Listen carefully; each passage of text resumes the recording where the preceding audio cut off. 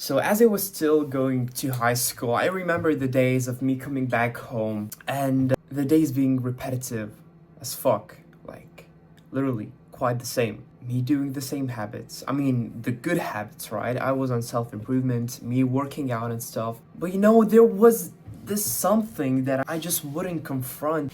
There was this invisible thing that was like on my mind, like constantly.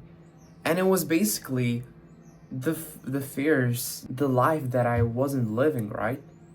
The life that I wasn't pursuing, the things that bring spark in life. I was into all of those, great habits of self-improvement, like cold showers, eating great, everything, everything was on point. But, what I really needed was a spark, something new, right?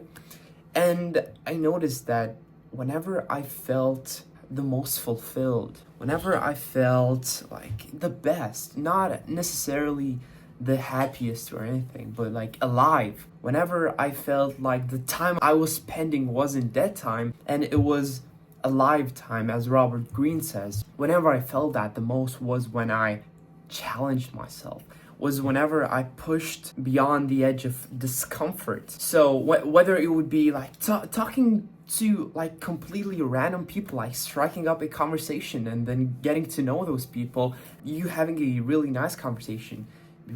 So that would bring the spark, that would light it up. Then it would be something like giving myself a challenge to just confront something that I know is really good for me, but that I haven't been doing it for a while, or I haven't been doing it at all. Like reading something and then applying it to the real world, recording videos of me explaining concepts, something that I find quite interesting to do, but not as easy because I'm still not quite used to it, right?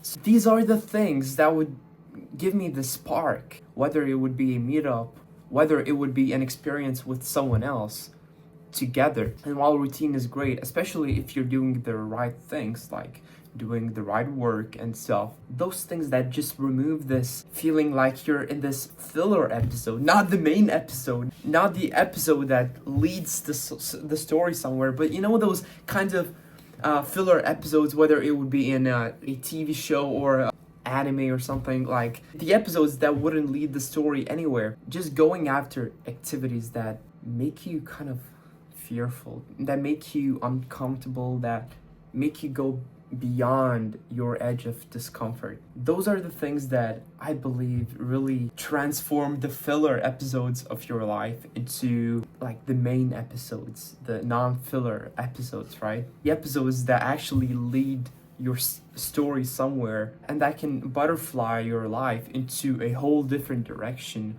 or the kind of direction that you've always dreamed of. So if there would be something for me that would actually make this day a non-filler episode of my life, it would be confronting a little challenge. And it would probably be like selling something to someone on the internet. That's what transforms those filler episode days into the active days, the alive time, the non-filler episodes, right? So if you don't yet have a task to do today that would transform this day from a filler episode to a non-filler episode, the main episode, right? What would that task be?